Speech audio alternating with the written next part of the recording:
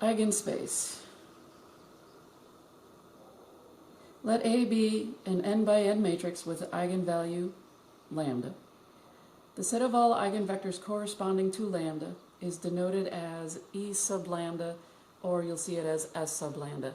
I'm going to be using E sub lambda or like E sub 1, E sub 2 in our class.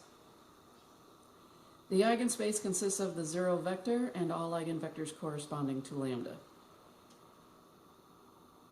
Find a basis for the eigenspace corresponding to the listed eigenvectors. So matrix A is 5, 0, 2, 1. They gave us lambda is 1, 5. So we don't have to find our lambdas. They already found them for us. We're assuming that they are correct. First thing that we're going to need is A minus lambda I. So again, just put your lambdas on the diagonal. So take whatever A sub 1, 1 is, subtract lambda. A sub 2, 2, subtract lambda.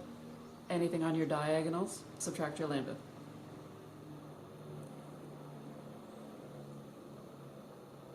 Now that we found A minus lambda I, again, I'm not looking to find the determinant, but I am needing this right here in order to plug in my lambdas. When I plug in lambda sub 1 equals 1, again, I am labeling my lambdas as I use them. So lambda sub 1 is 1, lambda sub 2 will then equal 5. I'm going to plug in my lambda sub 1 equals 1 into my A minus lambda I formula, basically. And from there, I'm going to plug it in and reduce. And notice that I got 4, 0, 2, 0. And I can reduce that further to 1, 0, 0, 0.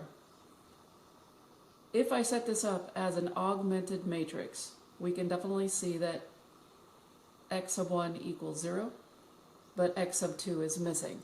I need an x sub 2 in order to form my corresponding eigenspace that they want.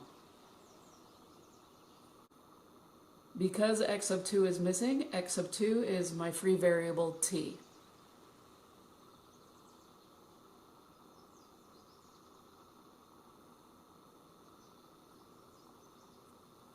V sub 1 is denoting my eigenvector. My V sub 1 is going to be 0t. I'm putting in x sub 2 is t. X sub 1 we know is 0 because x sub 1 equals 0. If I let t equal 1, then I get the vector 0, 1, and this is my eigenspace, my E sub 1. Again, I'm letting t equal 1, where t belongs to a set of real numbers. I'm not going to let t equal 0, because then you'd be forcing every single vector that you have to the 0 vector, and that's not cool. If you form it naturally, that's fine. But when you are picking a value for t, don't pick 0, because everything will go to 0. Anything multiplied by 0 gets 0. That's boring. Don't do that. So we are going to let t equal 1 in this case. And we got my eigenspace, my first one, to be 0, 1. In a formal notation, this would be my eigenvector. And in formal notation, this would be my eigenspace. Now, if you have other teachers out there, they normally call this the eigenvector. Just letting you know. Next, I'm going to plug in lambda sub 2 equals 5 into my A minus lambda I matrix. And when I reduce this, I've got 0, 0, 2, negative 4, reducing that further and moving row 2 to row 1, I get 1, negative 2, 0, 0. I'm trying to at least have a 1 on a diagonal, and the only way to do that is if I moved row 2 to row 1, switch those around, again reducing row 1 now, and I'm getting 1, negative 2. If I set that equal to 0, you can definitely tell that x sub 1 is equal to positive 2 x sub 2, which means x sub 2 is a free variable, so I'm going to let x sub 2 equal t. Again, I don't want to let t equal 0 because I'll force everything to the 0 vector. But if I let x sub 1 equal 2t, because x sub 2 equals t, and t belongs to a set of real numbers, my eigenvector, formally notated as v sub 2, is equal to 2t and t. Again, x sub 2 is t, x sub 1 is 2t. If I let t equal 1, and t belongs to a set of real numbers, t cannot be 0, I will end up getting 2, 1 as my eigenspace, my E sub 2, because again, this came from lambda sub 2. Again, this is just proper notation.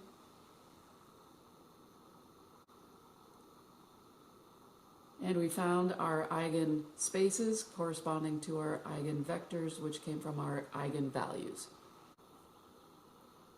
New example, we have matrix A, and they gave us lambda equals 3. And they want to know the eigenvectors and the eigenspaces. So first thing I like finding is A minus lambda I. This will help me in substituting in my lambda value. My lambda value is lambda equals 3, and so I'm going to put 3 in all the lambda spaces.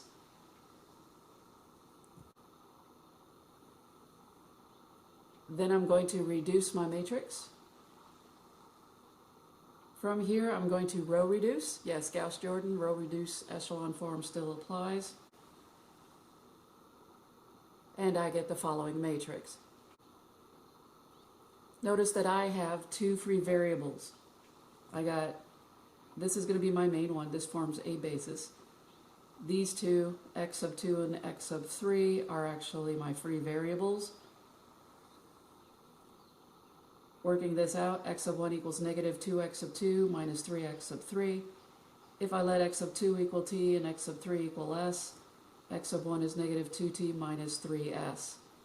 And as you know from forming a basis, if I have 2 free variables, I will have 2 vectors that I need to form.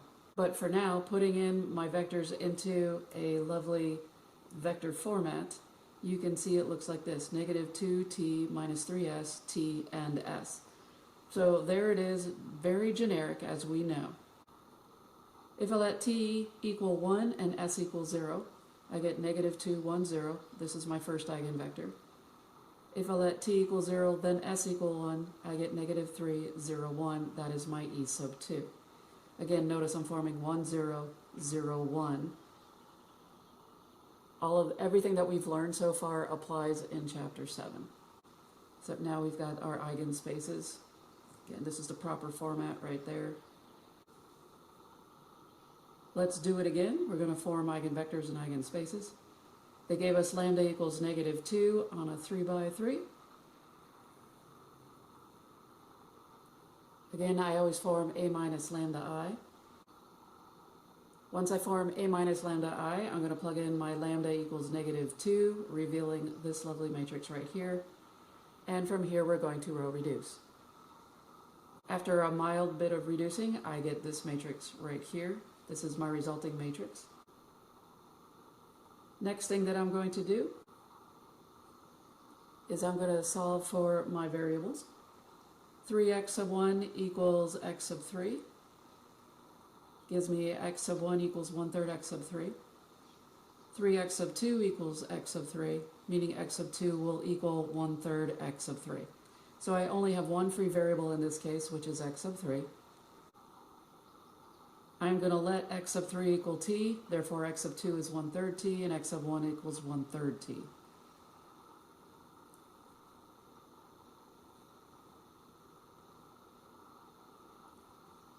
My eigenvector formally denoted right here with my variable t in it. That's my x sub 1, x sub 2, x sub 3.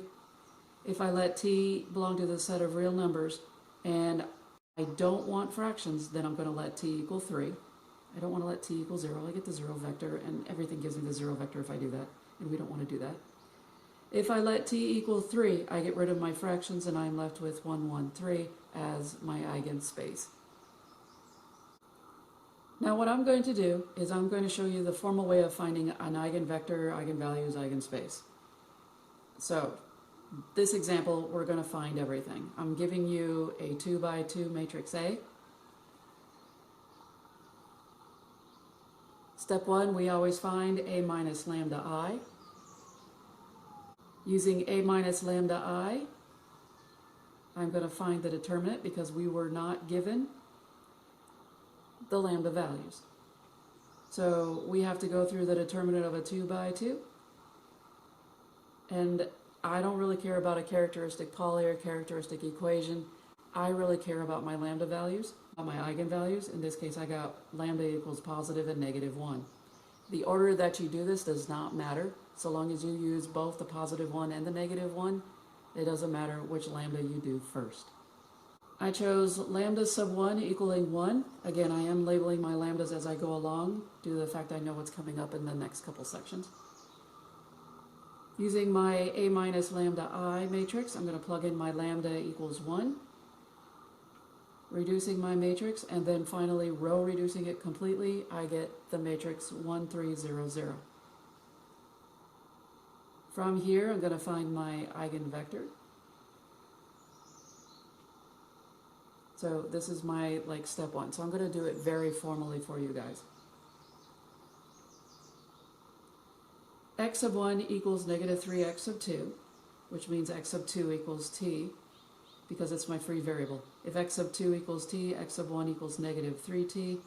If I plug it into a matrix, column matrix, I get negative 3t, and t, that is my v sub 1. This is my eigenvector v sub 1, and it's coming from my lambda value that I named it as a subscript. That's where the subscripts are coming from. Now that I've got my eigenvector, negative 3t and t in column form.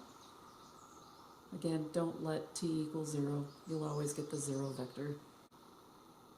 Please understand, some books call this the eigenvector. This is what I'm trying to get at with the formal notation. If you go formal, that's what it's called. But a lot of teachers don't call this the eigenvector at all. If you want to call this a generic eigenvector, you can. If we let t equal 1 from our formal eigenvector, then we end up getting this vector right here. T was 1, so we get negative 3 and 1. This is E sub 1, that is my eigenspace. Again, that is a formal notation. Most of us just call it, that's your eigenvector. Some books also may call this the basis for the eigenspace. Hence the reason why we use 1.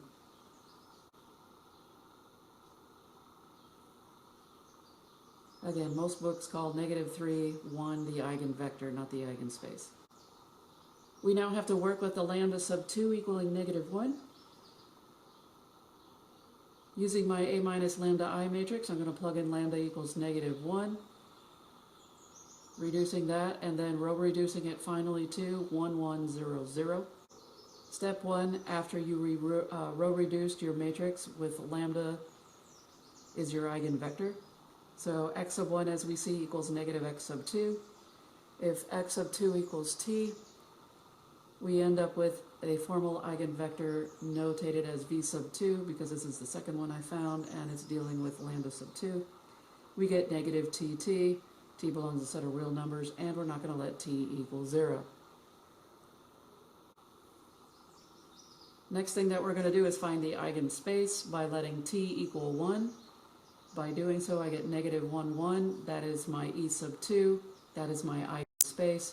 But again, most of us just call this an eigenvector. Please ask your instructor what they consider to be an eigenvector or an eigenspace. Each teacher's opinion is going to differ just a little bit. Again, we're going to do it the formal way. I gave you matrix A. We want to find the eigenvalues, eigenvectors, eigenspaces. So set up A minus lambda I. You're going to have to find your lambda values. So finding the determinant of A minus lambda I, we get lambda equals 2 and 3.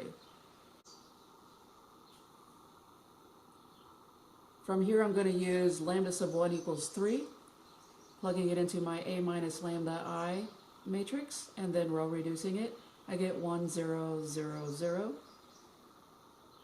If you want to set it equal to an augmented matrix, you can, so that you can solve for x sub 1 and x sub 2. As we can tell by setting it equal to an augmented matrix, we get x sub 1 equals 0. Since there is no x sub 2 value, we're going to let x sub 2 equal t. And t belongs to a set of real numbers. We're not going to let t equal 0. All right? I need an x sub 2. I can't just go x sub 1 equals 0, call that good. So forming an eigenvector formal with a generic notation of 0t. We have that written right there in column form. Now that we've got our eigenvector, our generic form, we are going to form our eigenspace by letting t equal 1. Then our eigenspace, E sub 1, is equal to 0, 1. or as some call it, this is the basis for the eigenspace. We get to do the same routine again, but for lambda sub 2 equaling 2. That's our second eigenvalue. Plugging it into A minus lambda I and then row reducing, I end up with the matrix 1, 1, 0, 0. From here I'm going to find my generic eigenvector.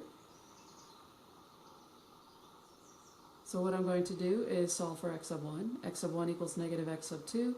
If I let x sub 2 equal t, then I get v sub 2 is equal to negative t, where t belongs to a set of real numbers and t cannot equal 0. Let's do the same thing, but for a 3x3. We want to find the eigenvectors, eigenvalues, eigenspaces. Whatever order comes first. So, step 1, A minus lambda I, in order to find the determinant. The determinant of A minus lambda I will give me a result of lambda equaling 2, 2, and 1. I used cofactor expansion along row 1.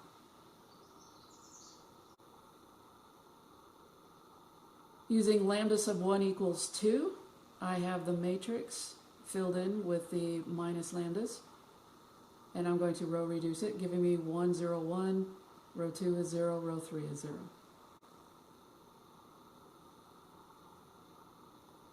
I'm going to form my eigenvector. X sub 1 equals negative x sub 3 plus 0 x sub 2. Therefore, x sub 2 is t, x sub 3 is s. T and s both belong to a set of real numbers. Who you call t and s is completely up to you. So finishing this up, x sub 1 will equal negative s, and then I'm going to put it into a vector, column vector. Now I have two free variables. For the first time through, if I let s equal 1 and t equal 0, I get negative s, 0, s, where s belongs to a set of real numbers, and I did not let s equal 0.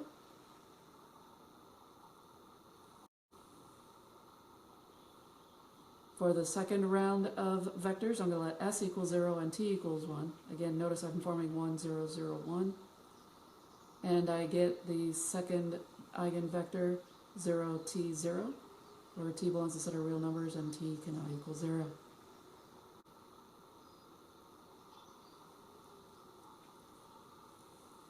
Eigenvectors are a little bit different, however. When we set this up as an eigenvector, our eigenvector v sub 1 is made up of the s notation and the t notation. So v sub 1 is equal to the addition of both of those column vectors. The eigenspace is made up of them separately. We have s is equal to 1, we will get negative 1, 0, 1. That's my eigenspace 1. When t equals 1, I get 0, 1, 0, which is eigenspace 2. So we have 2 for the price of 1 lambda. One of the reasons why is because lambda equals 2 had a multiplicity of 2, therefore I knew I was going to have 2 free variables for this 3x3.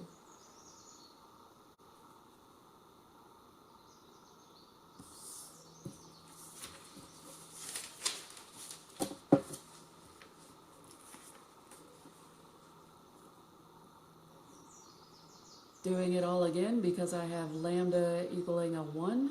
So lambda sub 2 equals 1. I plug it into my A minus lambda I matrix, and I row reduce, and I get the following. For my eigenvector, x sub 1 equals negative 2x sub 3, and x sub 2 equals 3. So x sub 3 is my free variable, which I'm calling t. Therefore, x sub 1 is negative 2t, and x sub 2 is t. Now we get to form the column vector. V sub 2 is now equal to negative 2t, t, and t, where t belongs to a set of real numbers, and don't let t equal 0. Next up is my eigenspace. If I let t equal 1, I end up with the eigenspace of negative 2, 1, 1, column vector form. I found all my column spaces. Since it is a 3x3, I better form 3 eigenspaces.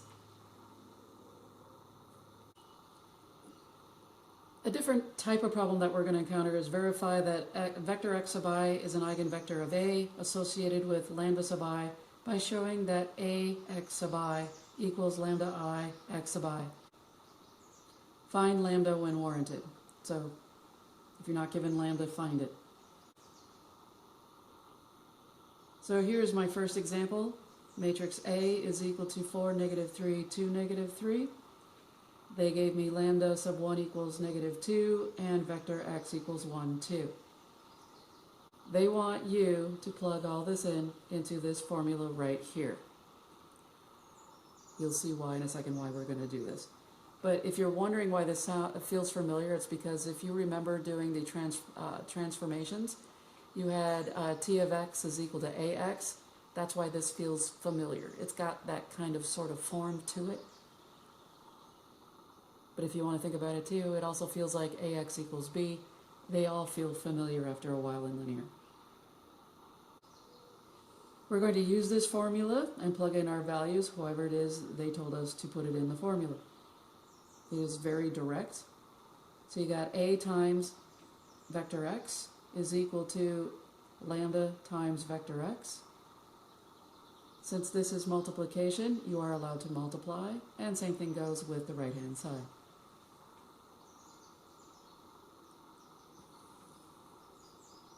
There are two ways to actually do this problem. You can multiply the matrices and on the left-hand side, and you can multiply by lambda on the right-hand side. And you will end up, now notice I'm putting it in point form, it doesn't really matter. And I get negative 2, negative 4 is equal to negative 2, negative 4.